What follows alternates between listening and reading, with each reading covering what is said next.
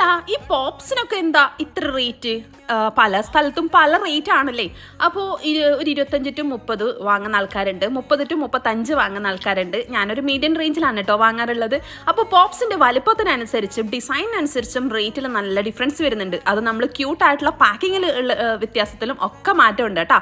അപ്പോൾ fountain decorations അതിൽ വെക്കുന്നുണ്ടെങ്കിലും sugar ബീഡ്സോ അല്ല അത്യാവശ്യം വേറെ എന്തെങ്കിലും ഡിസൈൻസോ കാര്യങ്ങളോ ഉണ്ടെങ്കിലും അതിൻ്റെതായ വ്യത്യാസം വരും.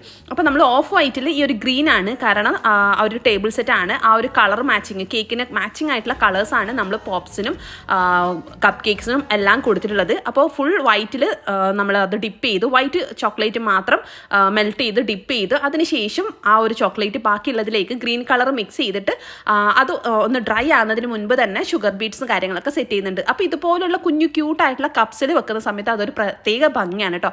എല്ലാന്നുണ്ടെങ്കിൽ ഫ്ലാറ്റ് ആയിട്ട് കിടത്തി വെക്കുന്ന രീതിയിലും കൊടുക്കുക. അപ്പോൾ വീഡിയോ